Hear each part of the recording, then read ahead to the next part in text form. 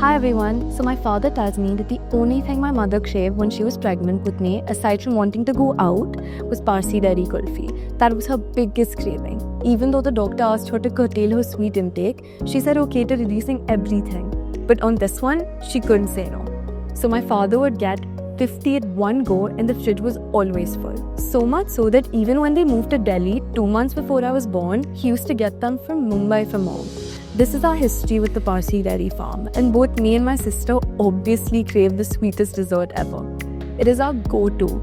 The four of us can sit, watch a movie, each with our own Parsi Dairy Kulfi. Parsi Dairy Farm, a Mumbai institution, was founded in 1916. It began as a small milk delivery service and grew into a well-known brand, renowned for its quality dairy products and traditional sweets. The farm has remained a family-run business for over a century, with the fourth generation currently at the helm, continuing to uphold its legacy of purity and tradition. I'm meeting Parvana and Sarfaraz today, both from the family and both deeply engaged with the beautiful journey of the Parsi Dairy Farm. Thank you so much for letting me inside this wonderful space and giving me your time to interview you. So Parsi Dairy Kulfi is such an important part of so many of our lives, and like I said in my introduction, it's very important to my family too.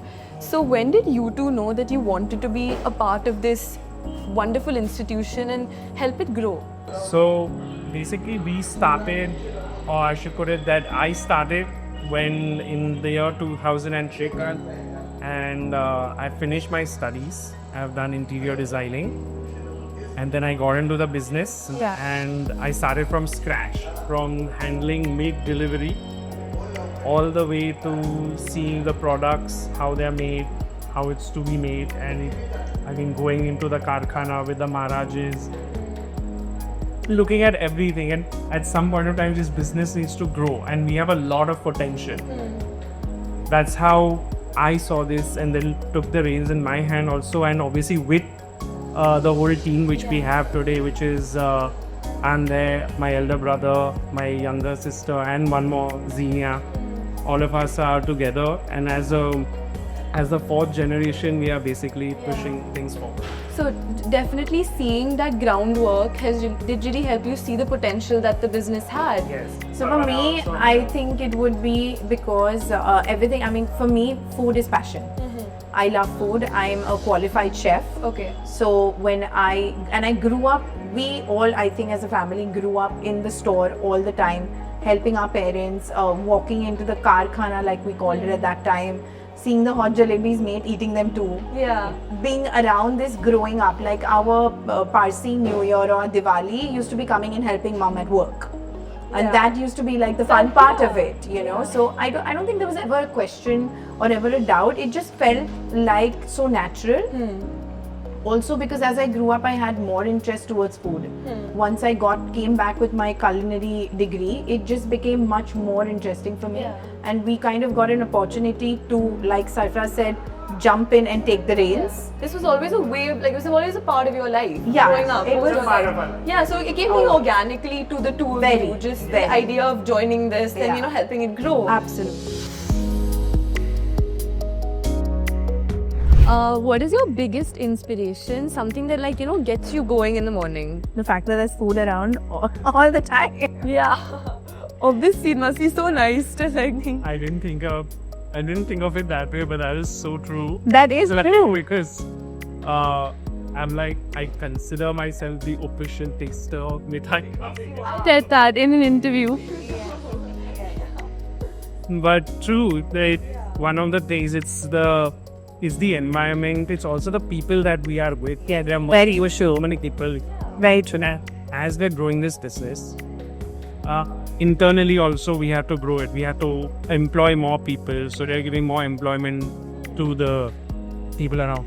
And it gives us a sense of pride in basically seeing that so many people are getting jobs just to, you know, a business which is actually so small and growing.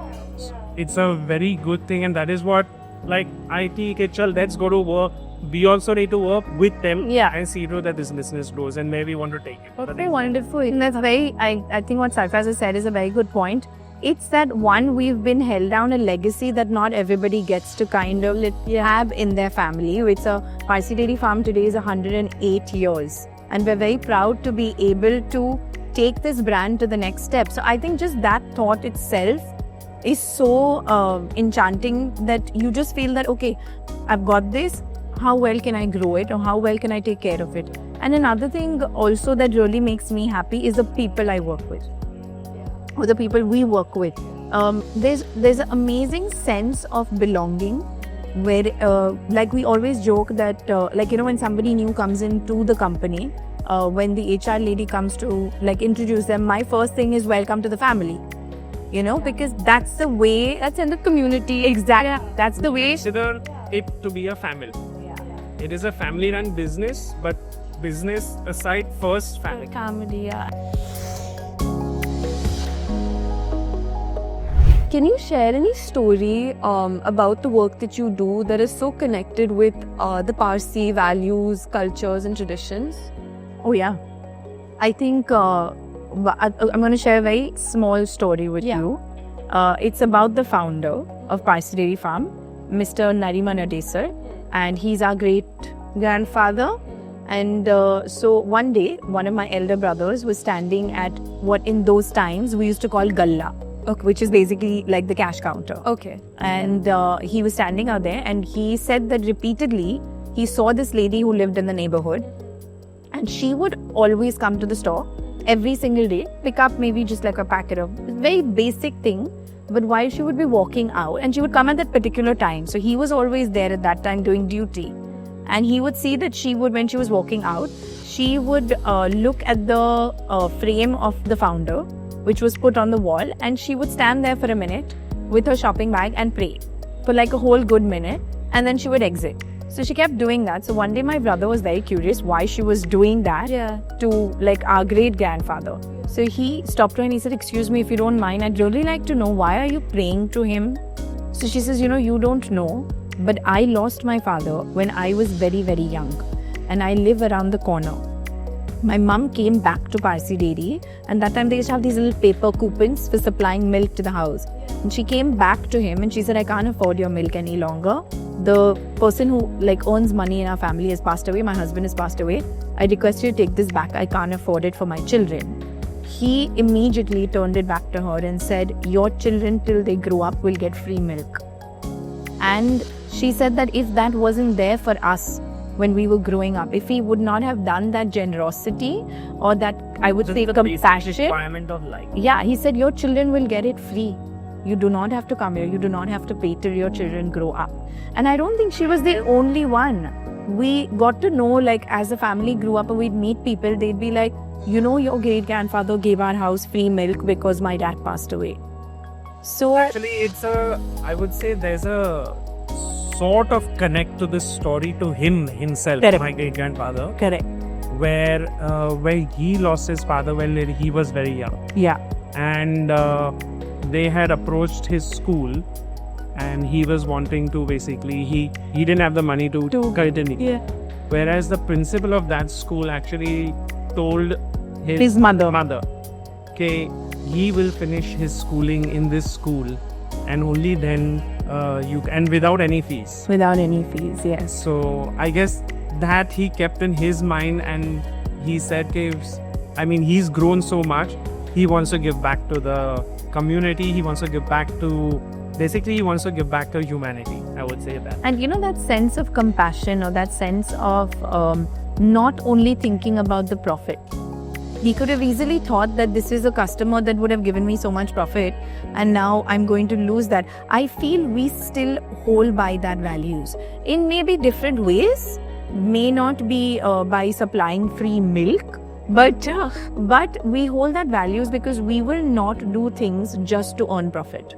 Yeah. We are very conscious about the decisions we make when it comes to our products, when it comes to our staff and everything, that everything is not about profit. It's also about the sense that there is a vision, there's a level of trust that customers have towards us and towards this name of Parsi Dairy that we need to hold very closely. Yeah, and that's how it links to your value systems in the first place. Yeah, being a good person, being righteous in the way you are. Correct. Everything is not about profit. Correct.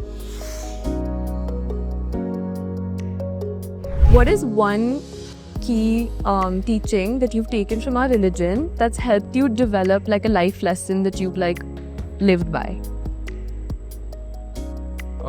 I think the biggest one is there everywhere in our religion. It's humakta, hukta, huvarshta, which is good thoughts, Good words, good deeds. peace. Yeah. And we as a community also and we as a family also basically believe in those things, and that's where even Parsi Dairy Farm's tagline used to be truth is light. Yeah. So honesty, Yeah. trustworthiness, and honesty and trustworthiness means we are honest to our brand, we are honest to our customers, giving them the correct product. See, in today's day, we have to advertise it or market it in a very different way, saying no preservatives. But no preservatives, the thought comes from an honest brand. What is your suggestion on keeping the future generations of Parsi, the future generations very alive and vibrant? I think just be true to yourself. Okay.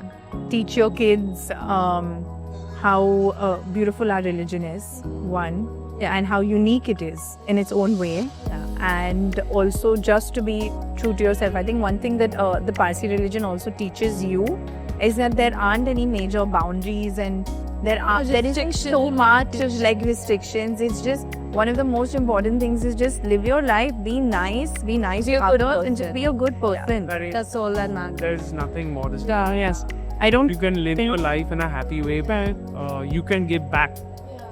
It's the best thing. And yeah, she said, true to yourself, and you'll be true to yourself by giving back. Thank you so much for having me. It was a wonderful conversation. I learned a lot. I loved your little anecdotes also. Fine. Thank you. So happy you're here.